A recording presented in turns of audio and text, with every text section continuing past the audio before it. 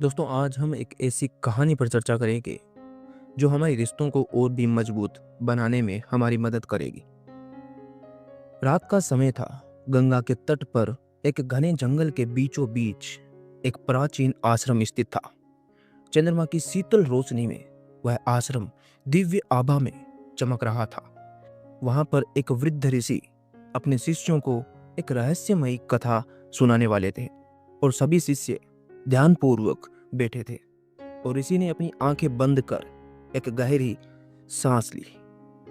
फिर बोले, यह कथा सतयुग की है, जब धरती पर धर्म और सत्य की सर्वोच्च प्रतिष्ठा थी। हस्तिनापुर के राजा पृथ्वीराज अत्यंत शक्तिशाली और न्यायप्रिय थे। उनका राज्य खुशहाल था, लेकिन एक समस्या थी। उनका पुत्र युवराज धर्मसेन क्रोधी और कठोर स्वभाव का था और पूरे राजमहल में कोई भी उससे सहज रूप से बात नहीं कर पाता था। यहाँ तक कि उसकी पत्नी राजकुमारी सुमेधा भी भयभीत रहती थी।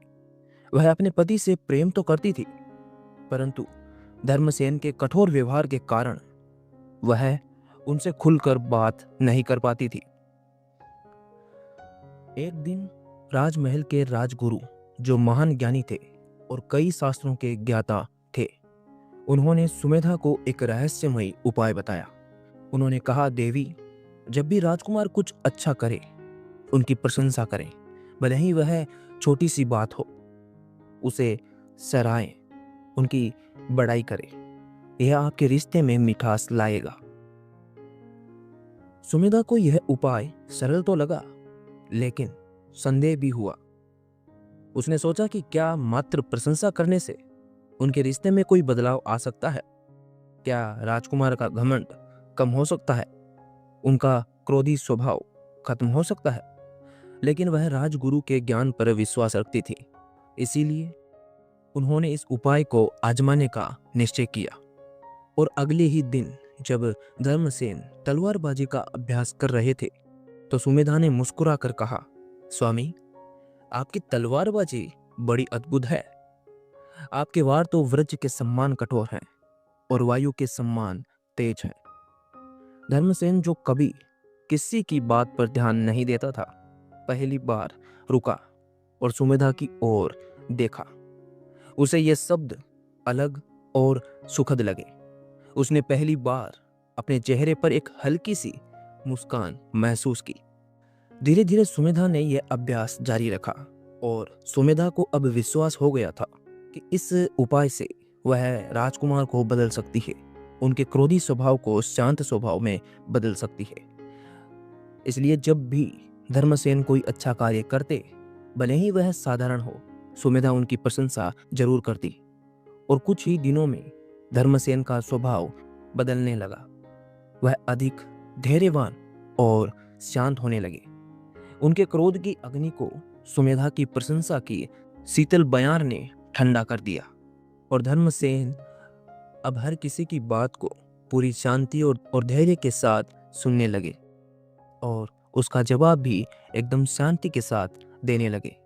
और ऋषि ने रुककर अपने शिष्यों को कहा, वत्स, यह कोई साधारण कथा नहीं थी, यह जीवन का सत्य है। हमारे हिंदू धर्म ग्रंथों में भी प्रशंसा और सराहना के महत्व का उल्लेख किया गया है। महाभारत में एक प्रसंग आता है जब भीम ने एक वृद्ध वानर यानी हनुमान जी को रास्ते से हटाने के लिए कहा।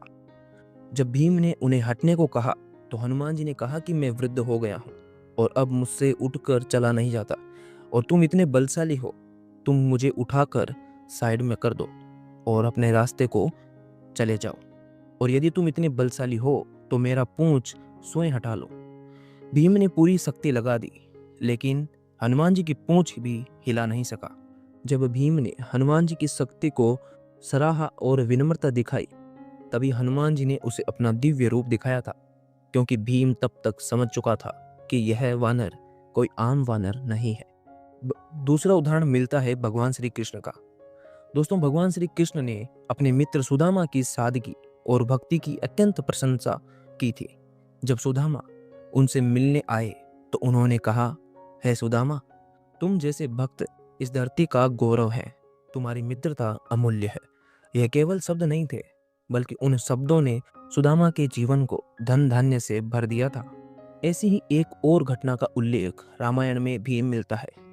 जब हनुमान जी को अपनी शक्ति का ज्ञान नहीं था, तब उनकी माता अंजनी ने ही उन्हें उनकी महानता का एहसास करवाया था। माता ने कहा, वत्स, तुम कोई साधारण वानर नहीं हो, तुम तो परम शक्ति के धाम हो। यही वचन हनुमान जी के लिए संजीवनी बने और उन्होंने अपने बल का सही उपयोग किया। अब ऋषि ने गहरी सांस ली और उस कथा का अंतिम भाग सुनाया। कुछ वर्षों बाद धर्मसेन हस्तिनापुर के राजा बने और उनका राज्य एक आदर्श राज्य बना। एक दिन राजमहल में जब सुमेधा ध्यान कर रही थी, तब धर्मसेन ने आकर कहा, देवी, तुम्हारी सराहना और प्रेम ने मुझे बदल दिया। आज मैं जो कुछ भी हूँ, तुम्हारी छोटी छोटी प्रशंसाओं का परिणाम हूँ।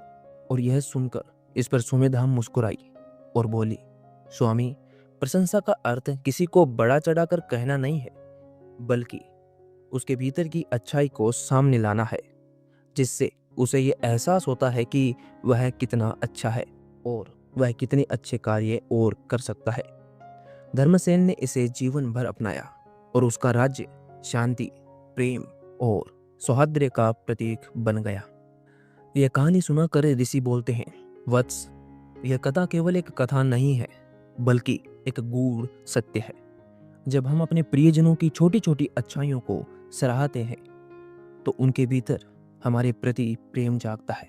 यह प्रशंसा रिश्तों में मिठास घोलती है, क्रोध को शांत करती है और जीवन में आनंद भर देती है। तो दोस्तों, यदि आप किसी का जीवन संवारना चाहते हो, तो उसकी अच्छाइयों को पहचानो और उसे बताओ, क्योंकि प्रेम का सबसे सुंदर रूप है सराहना। तो दोस्तों, अगर आपको ये कथा अच्छी लगी तो इस वीडियो को लाइक करें, और अगर आप हमारे चैनल पर नए हैं तो हमारे चैनल को सब्सक्राइब जरूर करें। बाकी अपने दोस्तों और अपने परिवारजनों के साथ इस वीडियो को शेयर जरूर करें।